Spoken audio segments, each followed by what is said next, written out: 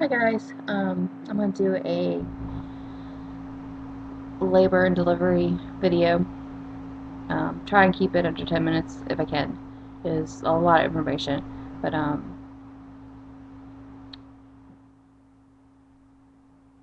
for those of you who kept up with what I had to do, I was on strict bed rest starting at 16 weeks, and at 21 weeks I had a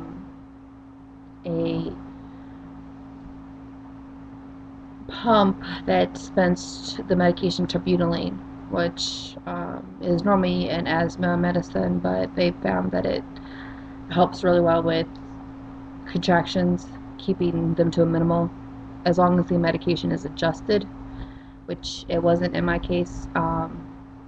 What they also set me up with was a home contraction monitoring system that I would do an hour in the morning and an hour in the evening.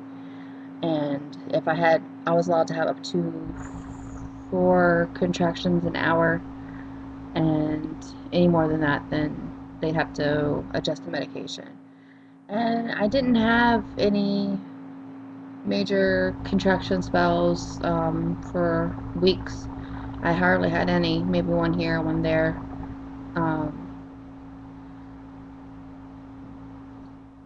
Now, starting in July, beginning of July, I started having some tightening, and I knew those were Braxton Hicks contractions. Braxton Hicks contractions are normally not painful, and I had some tightening, um, not very regular at all, and so I didn't worry about it. I had a doctor's appointment on July 2nd with another doctor, the one that I've never seen before, at the perinatal associates, and she did a cervical length check, and I was down to 8 millimeters, which is 0.8 a centimeter. And I could see on the ultrasound that my cervix was starting to open a little bit again. And it concerned me a lot that day.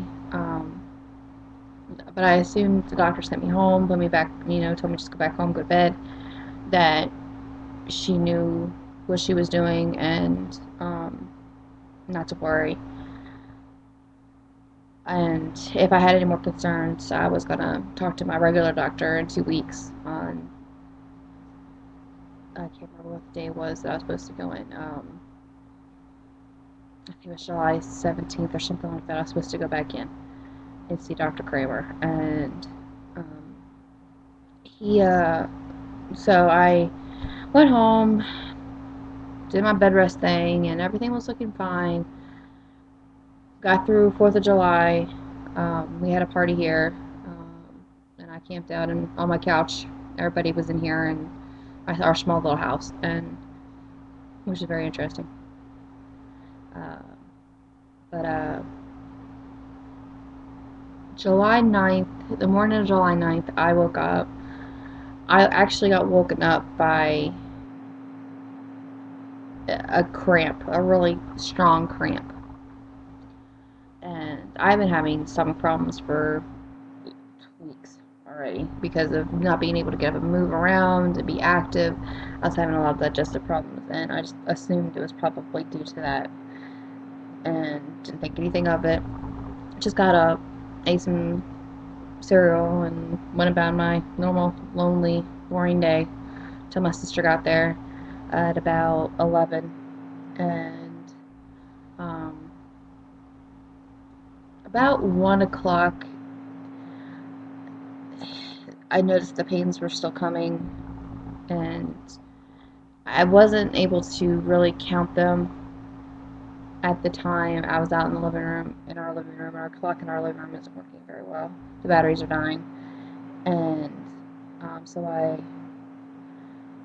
it concerned me enough that I grabbed the monitoring strips and the monitoring recorder, and went into our bedroom and did an hour with the monitor, and they I sent it in, and they said that they only seen 2 contractions, and um, that just start drinking some water and to take it easy, and it should be fine. But if I had any more concerns, just call my doctor. And so I did. I went and drank some water, drank a bottle of water, and I just chilled on the couch for a while. And but the pain wasn't getting any better. And during the time that I'd done the monitor, I had about four, 3 or 4 of those cramps, and um, so about 2:30 or 3 o'clock. I can't remember what time it was. Everything happened so fast today. I decided to call my OBGYN's office and ask them what they thought I should do about the pain, and or what they thought the pain might be. And I waited for the triage nurse to call me back, and um, that took about an hour or so, and she said that it sounded like severe indigestion, but if I was really concerned about it, I could call back later. I could call back for the doctor if I wasn't, if I was still having pains later on, and I did. About 5:30, I think, I called and got the on-call midwife that night. The midwife was on call that night, and told her the pain, that it seemed to be coming a little bit more regularly now, and I was having some spotting, um, light pink spotting, and I was concerned that my cerclage was tearing because of the cramping.